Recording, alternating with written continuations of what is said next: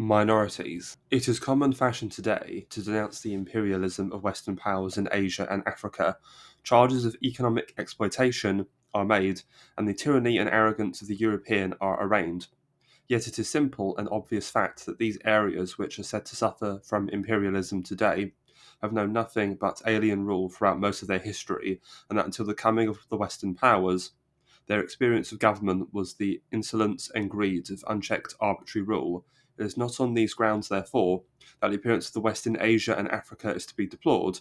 A curse the West has indeed brought to the East, but, and here lies the tragedy, not intentionally, indeed, the curse was considered, and still is by many, a precious boon. The most precious that the West could confer on the East is expiation of its supposed sins, and that the curse itself is as potent in its maleficence in the West as it is in the East. A rash, a malady, an infection spreading from Western Europe through the Balkans, the Ottoman Empire, India, the Far East, and Africa, eating up the fabric of settled society, so leave it weakened and defenceless before ignorant and unscrupulous adventurers. For further horror and atrocity, such are the terms to describe what the West has done to the rest of the world. Not wilfully, not knowingly, but mostly out of excellent intentions and by example of its prestige and prosperity. At the stage where we are, it becomes possible to follow, in certain cases, the course of the malady, to trace the first treacherous symptoms and link them through a long agony to the last spasm of resistance, to recount the complications, the attempted remedies, and to record the final irrevocable relapses. And of the decomposing matter that is left, what shall we say? That those who are sanguine enough may hope that out of it one day the tissue of a living society will once more grow. Of these cases, the purest, perhaps the most classical, are to be found in the communities which not so long ago constituted the Ottoman Empire, and the most pitiful among them is perhaps that of the Armenian community. The Armenians are a very ancient people whose history, owing to their geographical position, has at all times been grim and difficult. The difficulty of a small group, bruised and crushed in the internal rivalry and contention of powerful empires. With the advent of the Ottoman supremacy, the Armenian community, like the other religious groups in the Ottoman territory, was established with a certain measure of internal self-government, and its members took their place in the delicate balance of Ottoman society. Such was still the situation at the beginning of the 19th century, when the West suddenly impinged on the Ottoman dominions, setting the Armenians and the other elements of this Eastern society new problems and dangling before them new temptations with which their experience has hardly taught them how to deal. It is to be observed that these problems and temptations were, at the outset, not political, and that the challenge would not have been so serious had they been merely political. For with politics the Armenians were well acquainted, and how to protect themselves in the clash of great powers was something not alien to their tradition.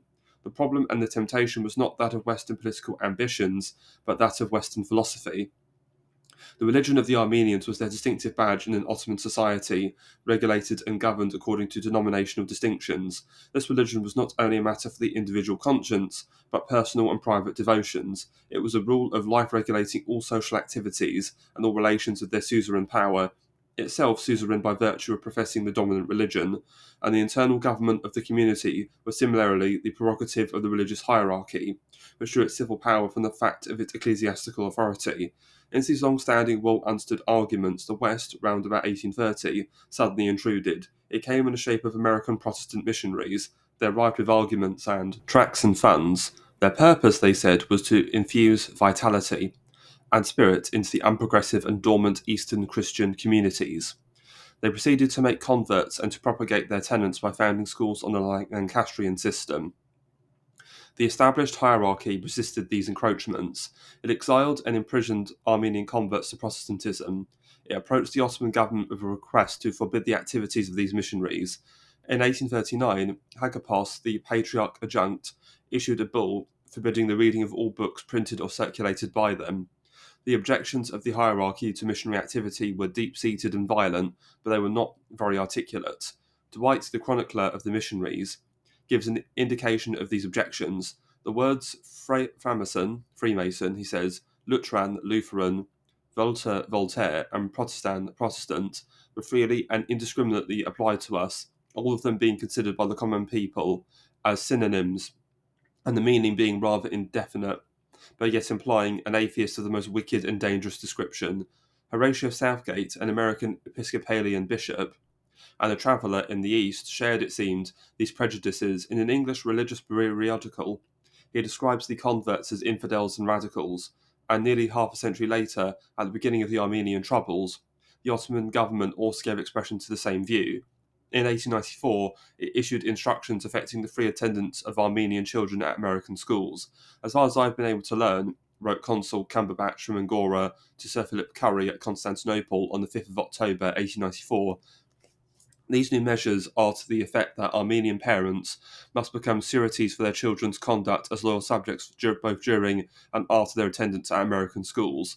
What actually were the doctrines that the missionaries, arousing so much opposition and danger from so many different quarters, were teaching?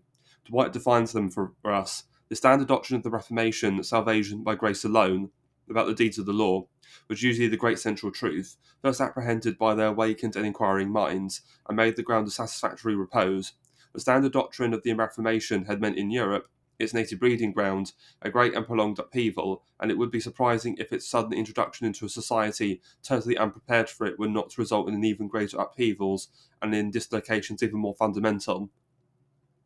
Salvation by grace alone, about the deeds of the law, the implications of the doctrine are as exhilarating as they are dangerous, as a principle governing the religious life. Its application is limited and its practice exacting.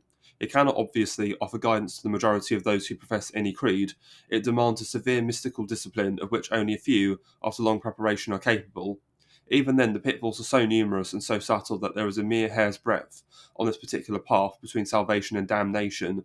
It seems then inevitable that the general introduction of such a doctrine into a society should act as a solvent of the long-standing restraints which more pedestrian rules had enjoyed. This, if only because the doctrine presupposes the independence of individual judgment and the primacy of individual will, nor is it in the end of the matter. The individual is set free, and his judgment is declared under God supreme. Suppose then the individual takes a further step and affirms that he is indeed free, and that his judgment is without justification supreme. The inevitable happens: secularism and Protestantism merge into one another, and the doctrine of salvation by grace, which was a means of attaining the life eternal, becomes an alluring instrument for the building of heaven on earth. Nationalism is begotten. Thus, a later American missionary, in his horror at the Armenian massacres of 1895 and at the responsibility of Armenians for them, tries to explain the situation to himself by ascribing the disaster to those Armenians who, having imbibed the free thought ideas in the French Revolution and fired by the experiences of 1848, were utterly impatient of the slower process of education. He is right, but it does not consider that there is a path which may lead to salvation by grace, to the free thought ideas developed in the French Revolution. The introduction of these ideas, then, could not fail to affect the internal affairs of the Armenian community, as well as its relations with the Ottoman power. To start with, a schism, encouraged by the missionaries, took place between the Orthodox majority and the converts to Protestantism, and a new Protestant Armenian community was formed. Then within the Orthodox community itself, parties of enlightened and reactionaries were formed. After a while, the enlightened are as its proper one and reorganised the government of the Armenian community. Extensive powers were taken away from the ecclesiastical hierarchy and vested in a new elective communal council of deputies. In 1860, the Ottoman government, which was then looking on reforms in general with a benevolent eye, gave its approval. The Ottoman government no doubt thought that reform of the millet went hand in hand with reform of the army and the administration, and like the latter would strengthen the state. This, of course, did not prove to be exactly true of the Tanzimat, and proved to be even less true of millet reforms. By their very nature, the reforms favoured the enlightened and weakened the ecclesiastics and the old-fashioned notables, who had between them for so long governed these communities. The enlightened were men who read books and believed what they found in them. They were prone to be impatient, querulous, and ready at whatever cost to pursue their principles wherever they led. And their principles, necessarily, led them much farther than the Ottoman patrons of reform had imagined. If rebellion against the hierarchy was to be proclaimed, then logically rebellion against the master of the hierarchy, the Ottoman state, had also to be proclaimed. In 1872, an Armenian was writing in a new patriotic paper in Tiflis: "Yesterday we were an ecclesiastical community, tomorrow we shall be a nation of workers and thinkers. How then should the Armenians become a nation? Till now, what they distinguished them from others were religion and a language. They had no cohesion, no sense of political unity, and they were geographically scattered. There were important groups of them in eastern Anatolia, in Cilicia, and in the Russian Caucasus. These were the principal groups, but there were others, not negligible, scattered across the length and breadth of the Ottoman Empire.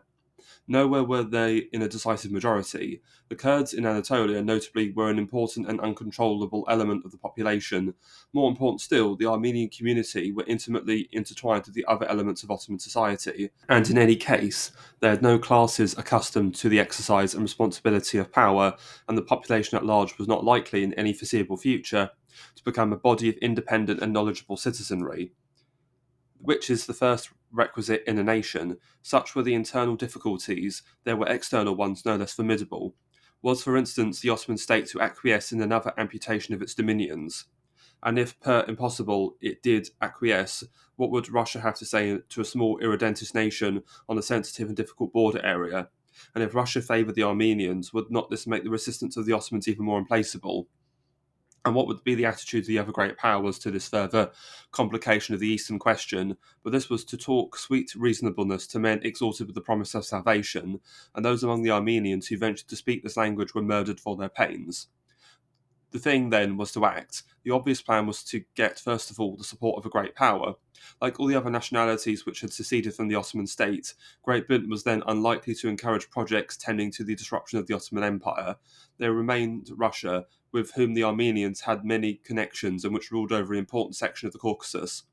Russia might be prepared to listen and to extend a benevolent support to the Armenian cause in the interest of her own Ottoman policy, but Russia, on the other hand, would always have reasons to discourage an Armenian national movement, and presumably the Armenian leaders reasoned that they would cross this bridge when they came to it. The opportunity soon came in the crisis of 1877. The victorious Russians at the gates of Constantinople were dictating the Peace of San Stefano. The Armenians approached the British and the Russians to ask their support for a scheme of an autonomous Armenia under a Christian governor. Before and immediately after the Congress of Berlin, encouraged by the Bulgarian example, Armenian notables approached the British embassy to demand autonomy for an Armenia, which was to include the provinces of Van and Sivas, the greater part of the province of Diyarbakir, and the territories comprising the ancient Armenian kingdom of Kilikia. But at the Congress of Berlin, autonomy was whittled down to reforms and improvements, which the great powers, and especially Great Britain, pledged themselves to see accomplished. From that date, autonomy became an obsession with the Armenian leaders. It constituted at once the maximum and the minimum of their demands. The minimum, since it was doubtless argued that once autonomy under a Christian governor was gained, the rest would come easily, as they had only to look at Romania and Bulgaria to realise. The maximum, since they argued that they would get in proportion as they asked, hence they asked for the greatest that they could be given with the expectation of securing, not that but something less, which should be, after all, a great advance. 35 years later, in 1913, after the massacres and the disasters and the setbacks, under a more centralising and even more intransigent Young Turk government, they were still asking for autonomy. In September 1913, the Armenian community addressed a circular to the powers in this sense, but when the French ambassador asked what the Armenians really expected, he was told that it was for the powers to see whether the desires of the Armenians could be satisfied. It was an artless, a pitiful policy, since the Ottomans were not prepared to accord autonomy, nor would the Russians really favour it. The Russians were always ready to use the Armenian agitation as a convenient pretext to achieve their end, which was to annex the Armenian provinces. On 2 occasions, Great Britain proposed to Russia to take drastic measures to solve the Armenian question. Once in 1895 and again in 1913, and on both occasions the Russians first equivocated and then refused. With the Armenian questions, the Russians would deal strictly on their own terms. With neither the Russians nor the Ottomans willing, what chance did autonomy stand? As Salisbury told Canon MacColl, a turbulent leader of the Armenian agitation in Great Britain, in 1896, you might turn this government out and 10 other governments after it, but you would not be able to accomplish a result which Austria, Russia, Germany, France, and Turkey are determined to prevent. This persistent and obstinate pursuit of a fantasy is an indication of how little the Armenians were ready to deal with the world as they found it, and the world broke them.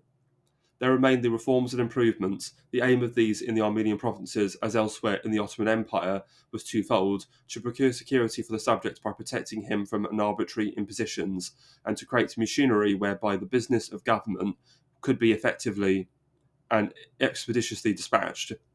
For these to be attained or even approximated, 2 conditions were essential. These were indicated by Sir Edward Grey in 1913, after nearly 3/4 of a century of experiments in reform with which Great Britain had been intimately associated. As to reform, he wrote to the British ambassador at St. Petersburg, Your Excellency should impress upon Mr. Sazonov that 2 conditions are essential to success. 1. Unanimity amongst the powers, and 2. Acceptance of their scheme by Turkey without coercion. From the circumstances of the case, the first condition could never be attained. Till the emergence of the German Empire on the European scene, Great Britain and Russia could never reach agreement on the Eastern question. Germany only made the situation infinitely more complicated. As to the second condition, some Ottomans had at times, it is true, been themselves zealous exponents of reform, but there were always many who objected to it, not, it would seem, from obscurantism, but from a correct understanding of the nature of the Ottoman state and of the sources of Ottoman power. The Ottoman state was a vast conglomeration of groups held together by the might and prestige of the House of Osman. The Ottoman states and the Ottoman house were bound up with each other. This the Ottomans understood very well. They also understood another thing, that Ottoman power meant Muslim supremacy. It was that domineering Mahometan sentiment which had determined the relations of Islam and non-Islam in daily life, of which Gladstone speaks, which gave strength and loyalty to those on whom the security of the Ottoman state depended. The realization of this was very vivid in Europe till the century, when it seems to have been strangely forgotten. Now, since reforms would do away both with the personal power of the Ottoman rulers and with Muslim supremacy, the Ottomans could hardly be expected to acquiesce in them. Hence the failure of reform, as Sir Charles Eliot made his Pasha say. This country is a dish of soup, and no one has any real intention except to eat it. We eat it in the good old-fashioned way with a big spoon. You bore little holes in the bottom of the soup bowl and draught it off with pipes. Then your purpose that the practice of eating soup with spoons should be abolished as uncivilized, because you know we have no gimlets and don't understand the trick of drinking through pipes. There was also another reason for this failure. Before the advent of European powers, Ottoman administration was certainly corrupt and arbitrary, but it was ramshackle and inefficient, and left many interstices by which the subjects could hope to escape its terrors, and bribery was a traditional and recognised method of mitigating severities and easing difficulties. The reforms sought to introduce European methods into this completely alien tradition. In the absence of the honesty and public spirit which make them tolerable in Europe, such novelties tend rather to make matters worse. They teach the corrupt and unscrupulous administrator new ways of extorting bribes and perquisites. They make it even more difficult to escape the eye of malevolent authority, and easier for adventurers and desperados to establish themselves securely in office. Railways, telegraphs, filing cabinets, etc. become instruments of a monstrous and inescapable control. In the case of the Armenians, for instance, the telegraph enabled Abdul Hamid to concert and supervise those outbreaks of savagery, which were his remedy for the Armenian difficulty. In truth, it was well recognised by liberal opinion in Egypt in the 19th century, and it was liberal opinion which was convinced of the necessity of reforms in the East, that the only way to make reforms work was for a European government to administer them directly. The change from a belief in reforms supervised by Europe to one in national self-determination constitutes a significant moment in the degradation of liberal dogma. Reform and improvements were then of little help, and they were not wanted by the Ottomans, but neither were they wanted by those Armenians who now took hold of the Armenian community and imposed on it their leadership. Thus we find the leader of the Hinchak Revolutionary Party rejecting the idea of reforms.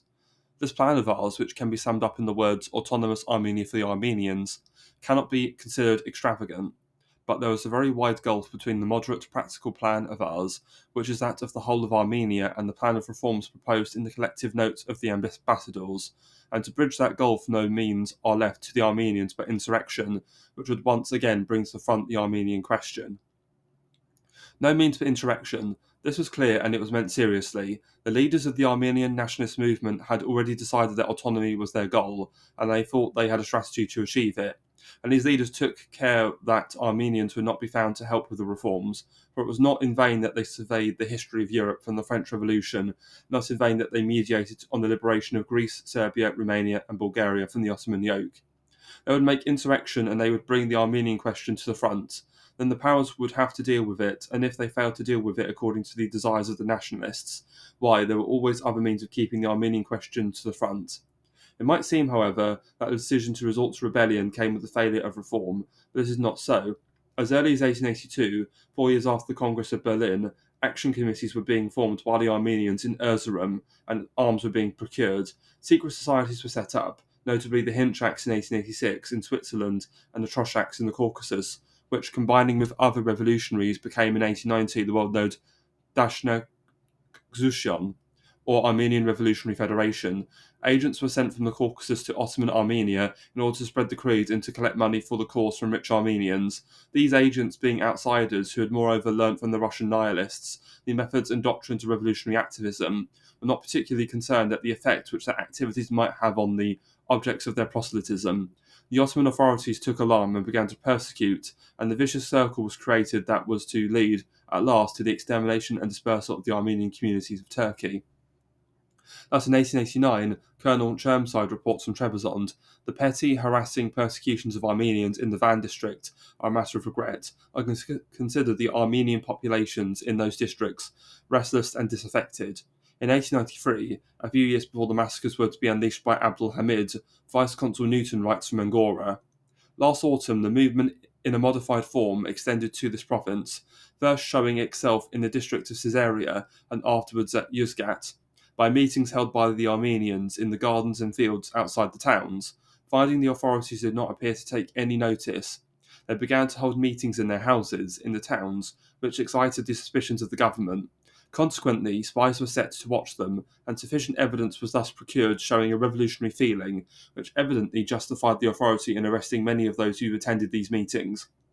The aim of nationalists is clear. It was to create incidents, provoke the Turks to excesses, and thereby bring about the intervention of the powers. The British Blue Books of the period before the massacres are full of reports of attacks by Armenian agents or bands on Turks and Kurds, of the distribution of seditious prints, of the discoveries by Ottoman authorities of caches of bombs and arms, of demonstrations organised by Armenians in Constantinople and the provinces. In most cases, the incidents would have no immediate far-reaching consequences, but some of them, either owing to circumstances or to the ill will of Ottoman officials, led to serious results. In Samsun in 1894, in Zeytun in 1895, the incidents led to armed risings by the Armenians of these localities, which were, of course, bloodily suppressed. An outcry was the result. Consular commissions were appointed to investigate, and the Armenian leaders had the consolation of knowing that another blow had been struck in the cause of Armenian independence.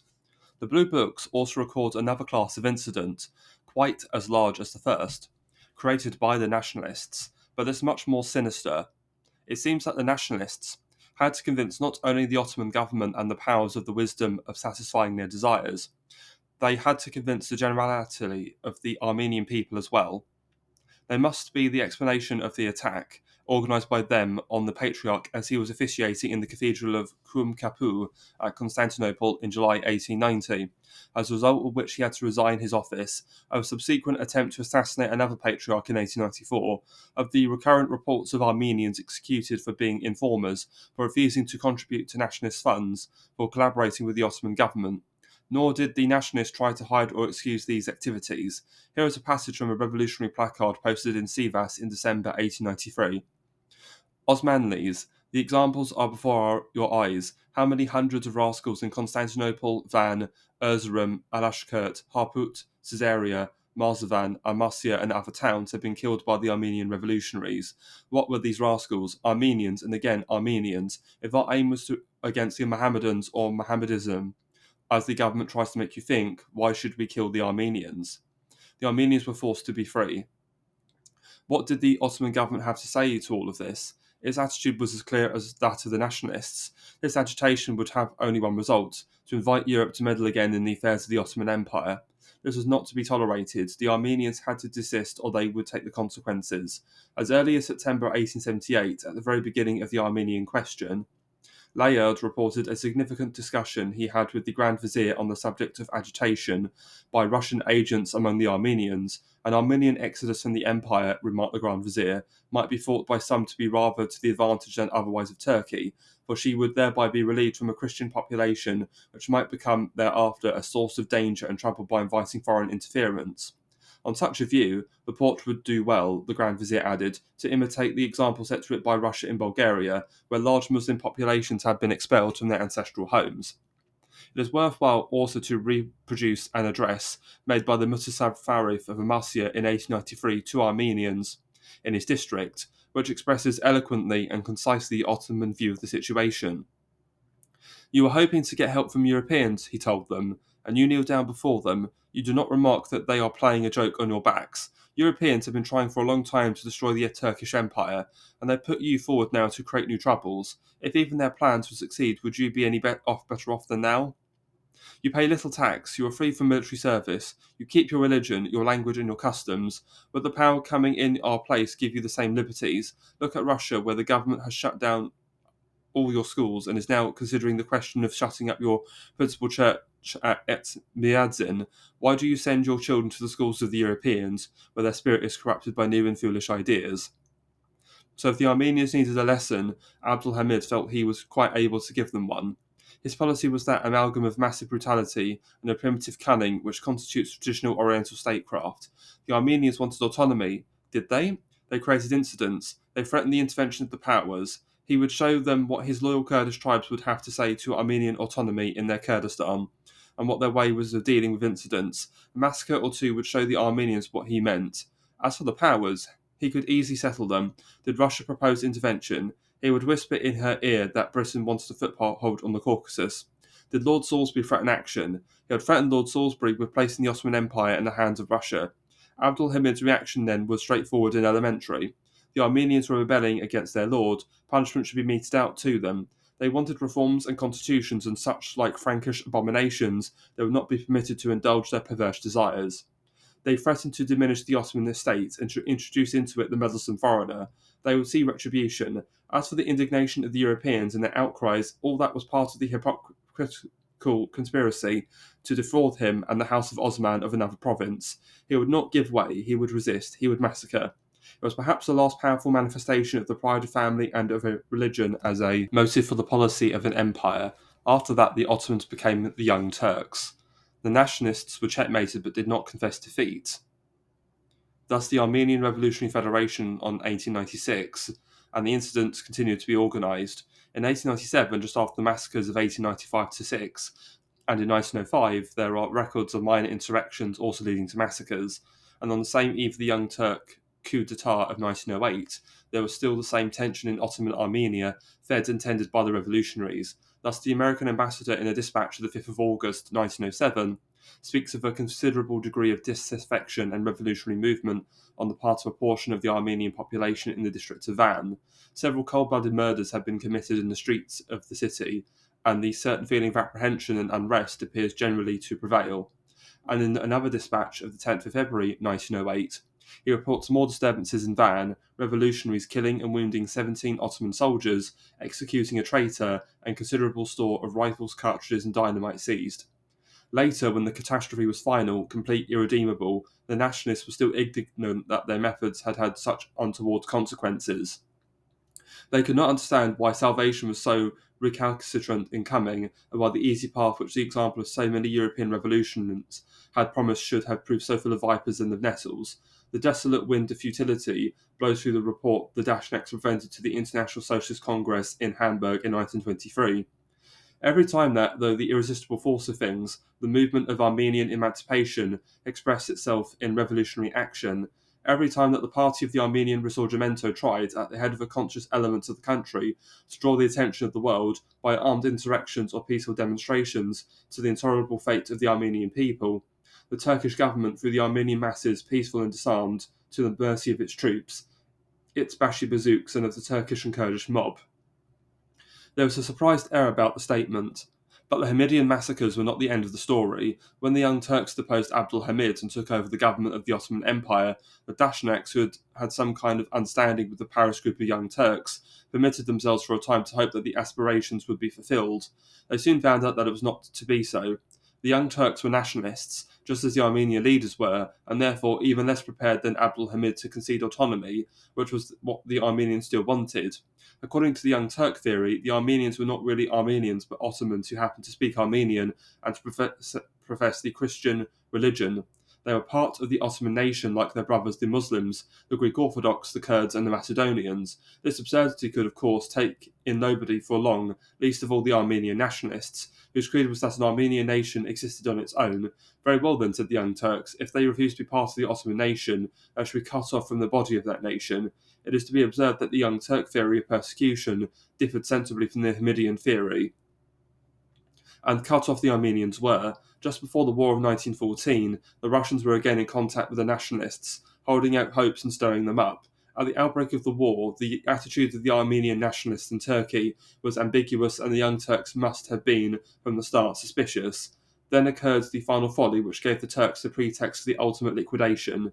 In December 1914, an Armenian volunteer division, wearing Russian uniforms, invaded the plain of Pasinlar, north of Erzurum. In 1915, the town of Van, predominantly Armenian, was seized by the population and the local Armenian government instituted. The deportation started. Everywhere the Armenians were assembled and sent off suddenly on foot, without notice, without any baggage, to perish from famine, cold, maltreatment, and hard labour in the wildernesses of Anatolia, the mountains of Cilicia, and the deserts of Syria. A law was passing concerning the properties of persons who may have been transported elsewhere to regulise the distribution of Armenian goods to the populace and the soldiery. The largesse of the progressive Young Turks was as generous as that of a primitive sultan. Then there was the short, miserable episode of the Republic of Armenia in 1919-20. That was the end, but is not Armenian autonomy now to be at least enjoyed in the benign shadow of the Soviet Union? And has not the labour of the reformers at last come to fruition in a Turkey, the very image of Europe? And is not the ramshackle, tyrannous, inefficient, blasting and withering rule of the Ottomans destroyed for ever? Thus we may rejoice that all things in the end are well. The Armenians had nearly a century to deal, as well as they could, with the disturbance introduced by the West in their midst. They failed utterly, but the struggle they waged, such as it was long and desperate. The Jews of Iraq did not have even this measure of luck. A bare 30 years sufficed to destroy their community and achieve their ruin, and the resistance they could offer was derisory and from the start ineffective. When the British troops occupied Baghdad in 1917, the Jews were the most important single element in the town, by their numbers, their wealth, their relations with those among them who had established themselves overseas, notably in Bombay and Manchester, and by their acknowledged superior position in the Mesopotamian economy.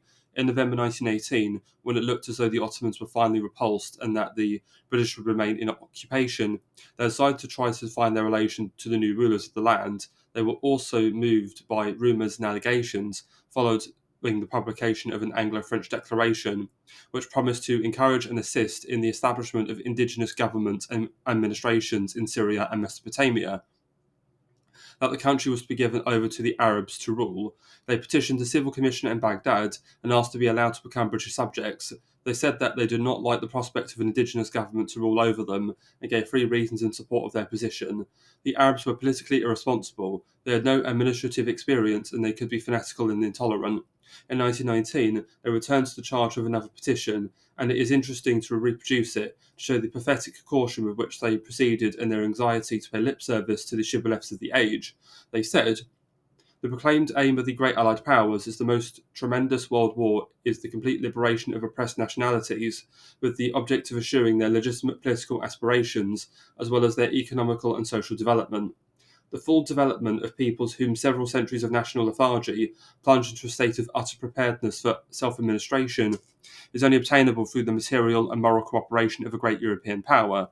We are therefore of opinion that the nomination of an emir for Mesopotamia is inadvisable, that a direct British government is indispensable for the future administration of this country."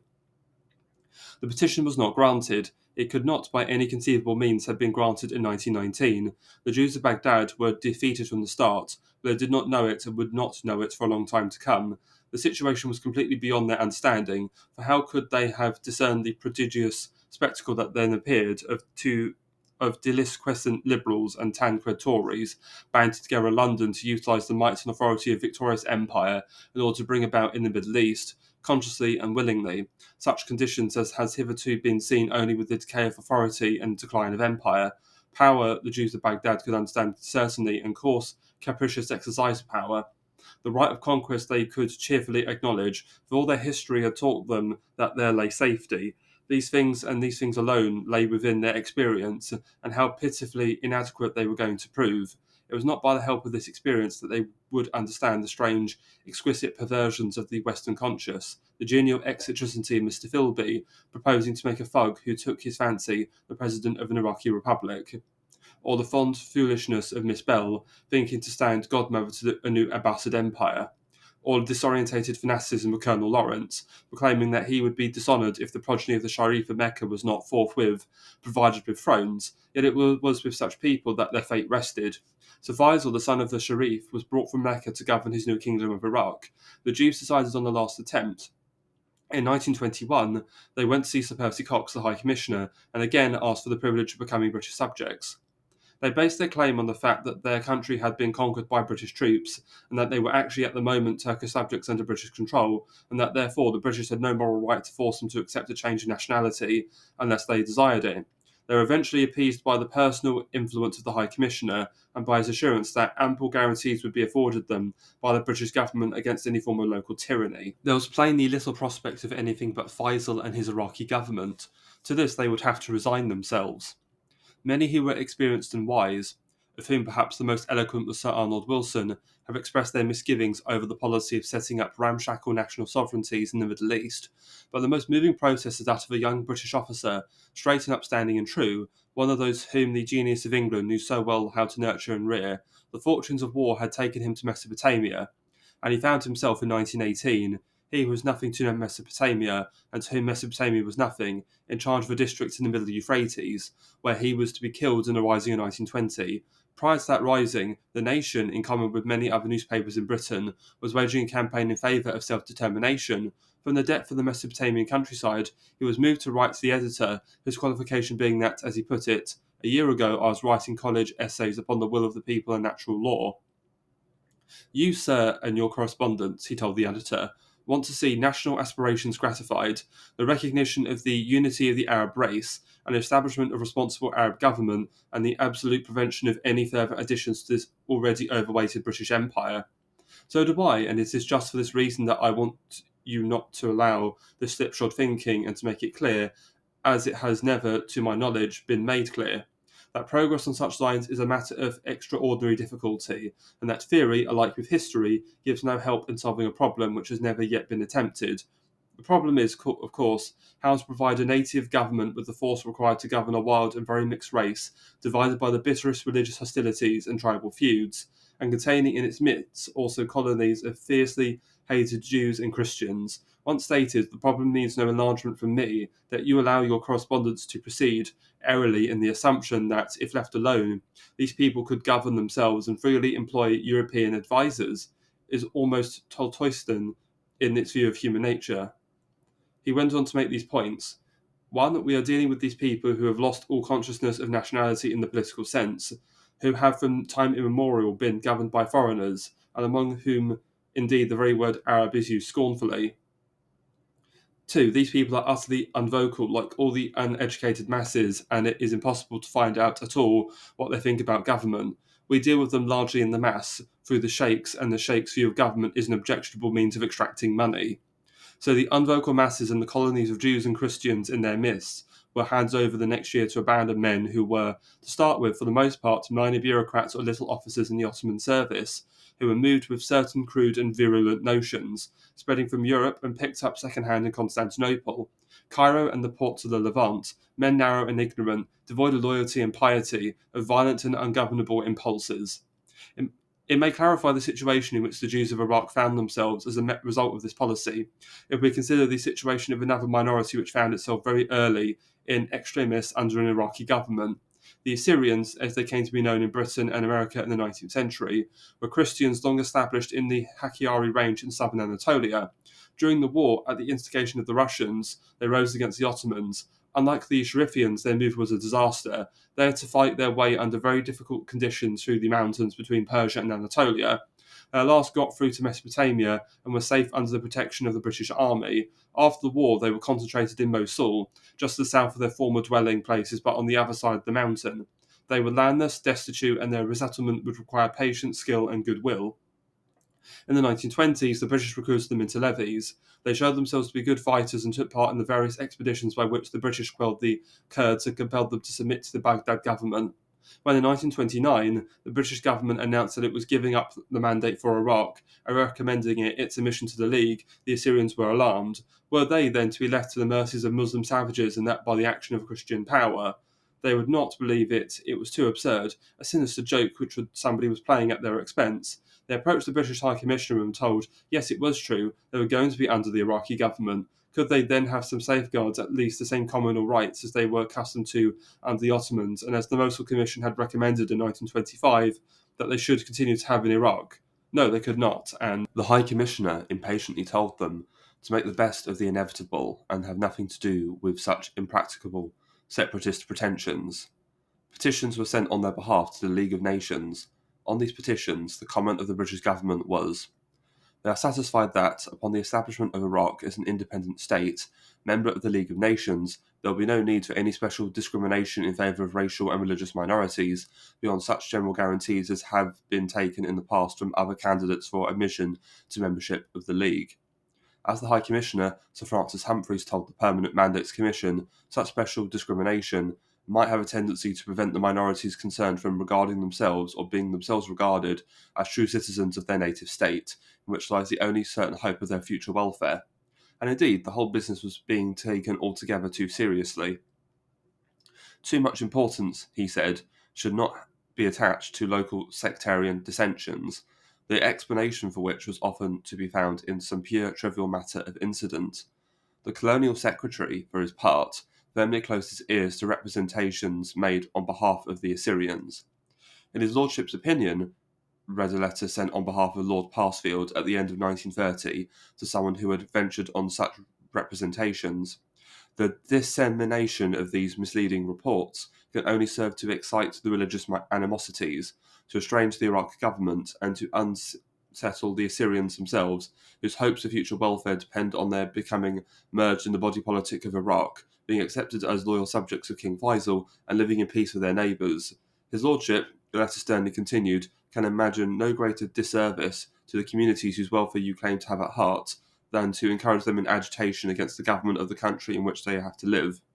The Assyrians and the Iraqi government were face to face, and the essence of their respective positions is to be found in a letter of the Assyrian Patriarch and the address of the Iraqi Mutasafarif of Mosul.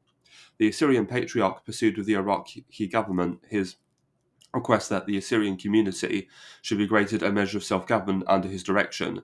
It is a symptom of the confusion which the arrival of the West introduced that he has to borrow its inadequate political idiom in order to describe something for which this idiom was never meant. He thus has to describe the communal government of the Ottoman system as a temporal power exercised by the head of a community.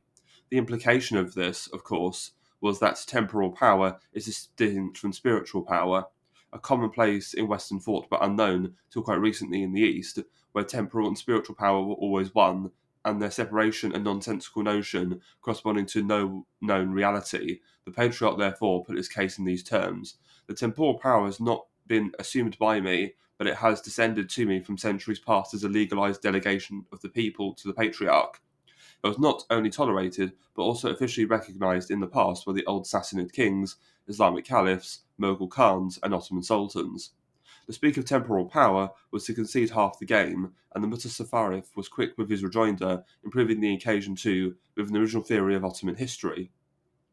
The government do not agree to grant Marsh Shimun, the Patriarch, temporal rule, for she is not in the habit of granting such rule to any religious heads of Iraq, and there is no reason why we should make any exception for Marsh Shimun. Before the World War, he was recognized as spiritual and temporal head of the Assyrians. This was due to the lax sick of the Turkish regime, but by the declining of the Turkish regime, this rule was abolished. Any individual would be treated distinctly by the government and not through the heads who considered the peasants as their slaves and master the results of their toil to live easy lives, and the argument was reinforced by the British administrative inspector. Either the Assyrians should admit that they are Iraqi subjects, enjoying the same rights and subjected to the same laws as the other natives of the country, whether Kurds, Arabs, Mohammedans, Christians, or Jews, or they should be prepared to leave the country. No, the Iraqi government was not a Sassanid king, an Islamic caliph, a Mughal Khan, or an Ottoman sultan. It was a modern state of all the latest Western improvements. The Assyrians were at its mercy, but they could never grasp this.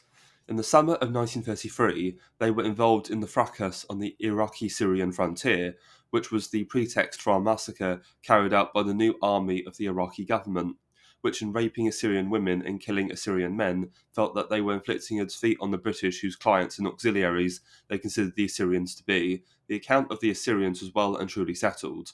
The British did not even protest, the embassy believing that the best policy at that juncture was delicately to advise without making irritating demands, and holding that, in any event, proof of a massacre was difficult legally to establish.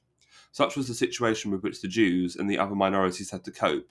They failed to master it because they did not know how to. They were considered Iraqis first and Jews second. That is, as far as their duties went. When it came to their rights, they were still the second-class subject of Ottoman times, but they had, in the meanwhile, lost all the advantages of the Ottoman arrangement, communal standing and self-government. Now, as the Mutasarrif of Mosul put it, any individual will be treated distinctly by the government. Leviathan was hungry, he was also ferocious, for the other great advantage of the Ottoman regime, its imperviousness to ideology and doctrinaire adventure, had also disappeared. The Iraqi government was out to create, with the heterogeneous and unwilling elements under its control, a nation. And here, Jews would suffer from additional disadvantages.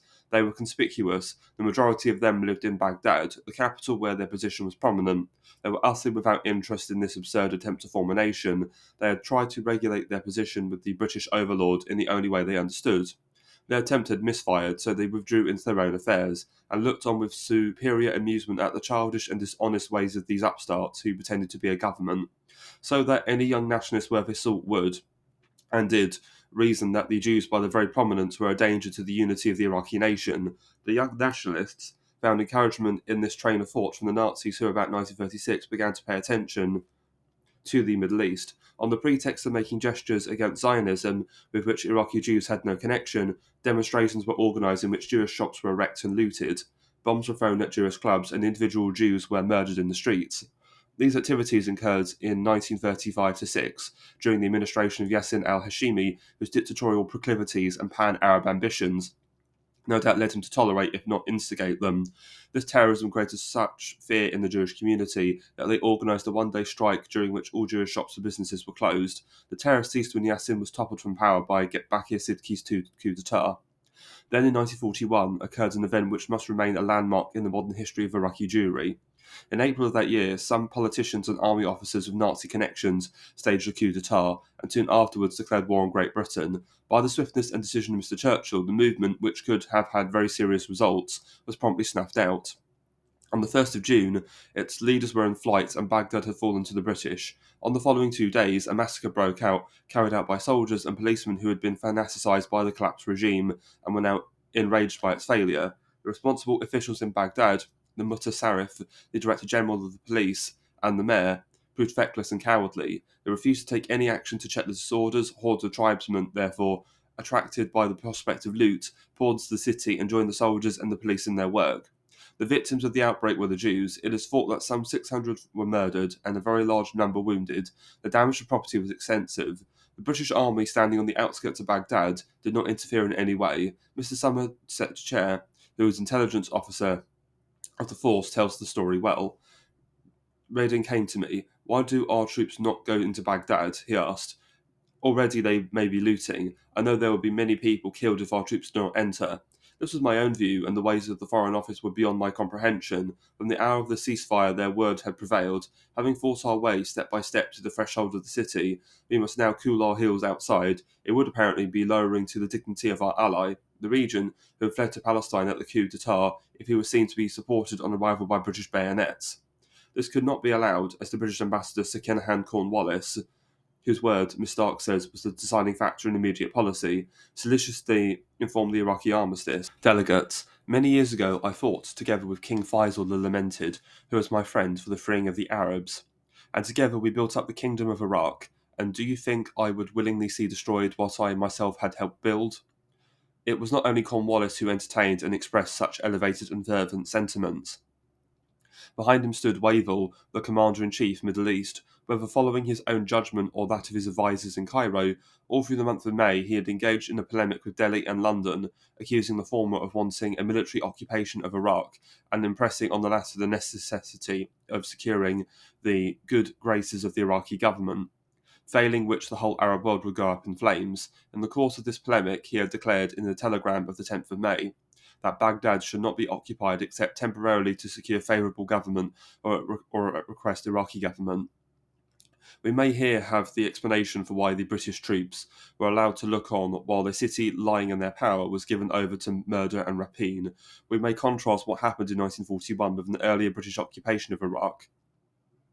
When the city fell to the British arms in March 1917, looting and disorder also broke out, but as honour required, they were speedily repressed, and the commander, General Maud, noted at the time, The city was rather in a turmoil, for directly the Turks went out at 10 o'clock in the morning, Kurds and Arabs began looting everywhere, and although we got into the city by about 6 a.m., still was time for them to do a considerable amount of damage. Still, we soon reduced them to order. Such then was the ultimate degradation of a policy which, in the days of its arrogant youth, gloried in branding every other policy for the Middle East as sordid and degrading. It has already been remarked by students of the period how many of the same men who were prominent in the Middle East in the First World War came back to the scene of their activities in the Second. It remained perhaps to be added that the massacres also had their parallels, for in Damascus too, in October 1918, where Lawrence had contrived to install the Arab army in sole occupation, massacres broke out after their entry, and the Jews of Baghdad in June 1941 stood exactly in the same relation to the Arabs and the British as the Armenians did in Aleppo in the massacre of February 1919. The Jews were terrorized and demoralized completely. They had been slaughtered and looted. Nobody had come forward to protect them. Their sense of security experienced a shock from which it was never to revive. The governors of Iraq, no doubt, also realized how completely they had the Jews in their power to do with them what they chose. It was then that a saviour declared his presence to the Jews of Baghdad. The Zionists came to offer their help. Palestinian Jews were enrolled in or employed by the British Army, and the Zionists made some of these their emissaries to the Jews of Baghdad, whom otherwise they could not have hoped to reach. These emissaries argued eloquently and forcefully the Zionist thesis that Jewish life in the diaspora was poisonous and impossible, that the only salvation was to become pioneers on the land in the collectives of Eretz Israel. Zionism is a doctrine that had no appeal to Oriental Jewries. Their historical experience is profoundly different from that of the East European Jewries, where Zionism was invented. From the start, when the Balfour Declaration was issued, the reaction of the Jews of Baghdad to Zionism was tepid, not to say unfriendly, and they kept aloof from it. As it was, the Zionists had to force themselves on their attention when they got the opportunity after 1941. Two factors favoured the Zionists, one immediate and obvious, the other hidden and long in elaboration. In the first place, there was the recent massacre, a proof of the precarious position of the community. In the second, a long preparation had been going on, tending to favour the reception of the kind of ideas of which Zionists were the carriers. The Western Jewries, the French one in particular, had long taken an interest in the welfare of Oriental Jewries, and had established through the Alliance Israelite Universelle numerous schools in North Africa, Persia, and the Ottoman Empire. The personnel of these schools, unlike the American missionaries working among the Armenians, did not conceive it their duty to propagate novel theological doctrines, but inevitably they were the agency through which modern, progressive, and so-called liberal ideas spread among the communities where they worked. They were at first opposed bitterly by the religious hierarchy and in some cases, as in Baghdad in the 1860s, actually excommunicated and the Jewish population forbidden contact with them. Gradually, however, the resistance to them diminished and they came to be considered as the leaders of thought in these communities. A good example of the attitude of the mind they brought to their work may be found in the annual report for 1909 of the headmaster of the Alliance School in Baghdad. This is the year when the Young Turk regime, the precursor of these modern national states in the East, was consolidated. The report records the headmaster's reaction to the events. The Jews, he says, were the most enthusiastic over the triumph of liberty in this country, while understanding the importance of the new duties which they now have to shoulder, desirous of preparing themselves for the tasks of citizenship, wishing to have a share in the economic revival which is taking place in the empire. The first thoughts turned, as they should, to the active promotion of the official language in their schools. The study of Turkish was neglected in the past by the Jews of Baghdad. They did not use it in business, and they did not aspire to governmental posts. But now, since the coming of the liberal regime, they are zealous in the study of this hitherto neglected language. In the 1920s and the 1930s, this was exactly the talk that the Jews of Baghdad were to hear from the Arab nationalists, in connection with the revival of classical Arabic. They are now, doubtless, hearing the same strains from the Zionists in Israel about Neo-Hebrew. There was also another thing which elicited the headmaster's approval: conscription made universal by the Young Turks. Military service will help the bodily regeneration of this enfeebled race. It will also have the other notable results. The rough life of the soldier will not only season their weakened bodies, it will also fortify their courage and give them a heightened conscience of their dignity as men and citizens. Life in common under the tent or in the dormitory, the fact of undergoing the same trials and privations, of being exposed to the same dangers, of feeling the same anxieties or the same enthusiasms, will create links of solidarity and of mutual respect and esteem between the members of different sects. The Jews, morally raised in their own eyes and in the eyes of their compatriots, will know how to defend, if need be, their dignity and their honour. All the prestige of Europe lay behind these plausible sentiments. If, when they were preached later by the Muslim professors of history, which the Iraqi government insisted on planting in Jewish schools, Jewish students were not altogether convinced, these same sentiments did have a receptive audience when expounded, with reference to the national home, by Zionist missionaries at clandestine meetings in the years after 1941. The Zionists, of course, knew nothing about Oriental Jewries, neither their history nor their condition nor their future. All they knew was that these Jewries were in the past the object of philanthropy and were now to become the object of proselytism. They had nothing but contempt for the way of life of these Jewries, which according to them was primitive, feudal, and unprogressive. They, the Zionists, knew how to remedy these evils. They offered trade unions and sanitation and collectives, all these things that, to their surprise, still did not make the population among whom they themselves dwelt take kindly to them. All the problems then of the Jews of Baghdad had one source, the fact of the exile, and would all be automatically solved by migration to the Holy Land. It was that their envies pursued, this and whatever possibilities there were of obtaining information to help them in their struggle against the Arabs, so they organised cells of young men attracted to these ideas, taught them Hebrew, sometimes the use of arms. The Iraqi police, larger and somewhat less inefficient than the ordinary run of government departments, could not remain ignorant of these activities. When the Palestine War began in 1948, they made many arrests of persons more or less or not at all involved in Zionist activities, and in the process, as happens in these cases in countries like Iraq, proceeded to terrorise the Jewish population wholesale, terror being in itself an ordinary method of government in the East and a convenient means of extracting large bribes. The organisation which the Zionists had been building began at last to show its uses. They started to agitate and to distribute clandestine tracts, inciting the Jews to an active opposition to the rough proceedings of the Iraqi authorities. They offered facilities, though at high prices, for the smuggling of persecuted Jews to Israel, and obtained at last their first success by organising a Jewish demonstration, which unseated by violence the chief rabbi and head of the community, who was opposed to Zionism. A scheme of so-called exchange of population then began to be mooted in many quarters. The idea was, it seems, to exchange the Jews of the Arab countries against the Arab refugees from Palestine. The Zionists were a priori in favour of such a scheme. It tallied very well with their doctrines, and indeed we find an Israeli foreign minister speaking of a sorting out of populations in the Middle East as leading to greater stability and contentment for all concerned. It is also said that the powers were in favour of an exchange of population. There was nothing implausible in this, for it is not a pendant of the national self-determination invented by them. To the Iraqi government, the idea would also have its attractions for exactly the same reasons as it appealed to the Israeli minister. It would do away with an element which was an hindrance to national unity. In April 1950, the Iraqi government passed a law allowing those Jews who desired it the option to abandon their Iraqi nationality within a year from the passage of the law and to migrate to Israel. This gave the Zionists their big opportunity. They desired to liquidate the Jewish community in Iraq and to transport it to Palestine on the general theoretical ground that a sorting out was the answer.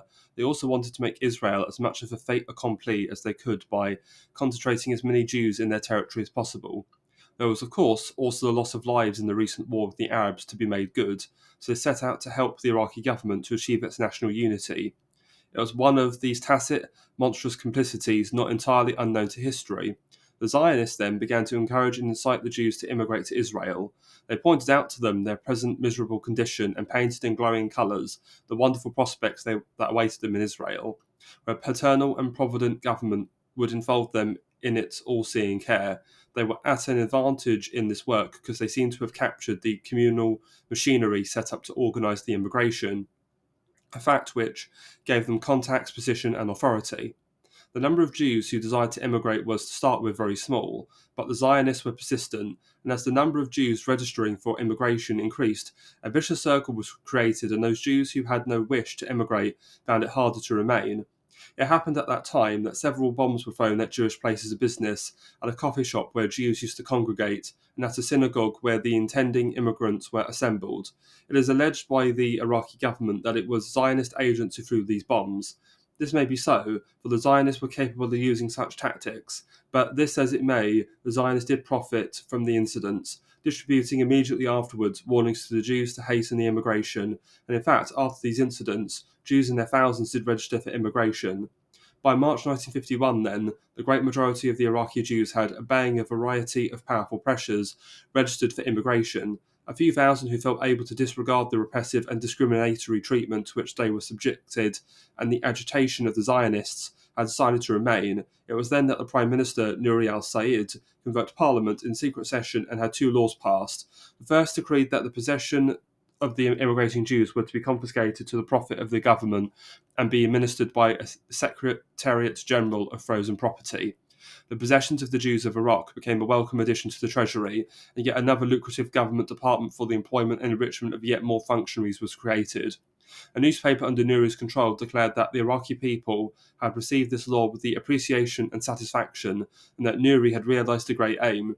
The newspaper also praised the particular timing adopted by the statesman, for if his intentions had been divulged earlier, many Jews would have hesitated to relinquish their nationality. The government of Israel protested against this legislation. It declared that, such being the proceeding of Iraq, it could not but retaliate. It would be obliged to confiscate property in Israel belonging to Arab refugees, but this property the government of Israel did not use to repay the dispossessed Iraqi Jews. The Arab refugees are still in their camps. The Iraqi government is always ready to air their grievances in the United Nations, but not to provide for them out of the money of the dispossessed Jews. Still, another pool of misery and discontent was created. The Iraqi Jews in the Israeli immigrant camps, tricked and dissatisfied, their livelihood and homes taken away from them, their coherent community destroyed, and themselves forcibly brought to the service of an ideal which they neither understood nor shared. The second edict proclaimed by Iraq concerned those Iraqi Jews who had not given up their Iraqi nationality and who were abroad but not in Israel. It decreed that if these Jews did not return to Iraq within a specified time, they would lose their nationality and their goods would become forfeit to the Iraqi government. The Iraqi Jews who went abroad also faced the same penalty. These laws, and particularly the second, were clearly unconstitutional, since the Iraq constitution prohibited discrimination and declared confiscation illegal, but a remedy lay nowhere, not in the Iraqi courts, not anywhere else. Israel was, of course, indifferent, since the state of these Jews was but a welcome proof of the Zionist contention that Jewish life in the diaspora was impossible, and none of the great powers felt any interest of theirs threatened by such a situation. When the subject of these laws was brought up in the British Parliament, the Minister of State for Foreign Affairs replied in tortured and involved language as follows: His Majesty's government have drawn the attention of the Iraqi government to the unfortunate consequences which might ensue, if any. Ground was given for a charge that those who are involved by these laws were being subjected to any form of persecution. In 1931, a representative of Great Britain stood before the League of Nations and proposing to bestow the dangerous device of sovereignty on the handful of those politicians who for some 30 years were to bind and loose in Baghdad, uttered these urgently persuasive words. His Majesty's government fully realised its responsibility in recommending that Iraq should be admitted to the League. Should Iraq prove herself unworthy of the confidence which has been placed in her, the moral responsibility must rest with His Majesty's government. This Iraqi legislation will inevitably remind one of so much familiar Central and East European discriminatory legislation, usually directed against the Jews. Such legislation, however, was inspired by anti-Semitic doctrine and found its logical culmination in the gas chambers. We must therefore guard all the more against attributing the same motives to the rulers of Iraq. Anti-Semitism is generally unknown in the East, though it may yet spread there. What we see here, rather, is a manifestation of the same old deep-seated instinct for rapine, which has been inseparable from Eastern government, but this instinct is now at its service the techniques of administration introduced by the West.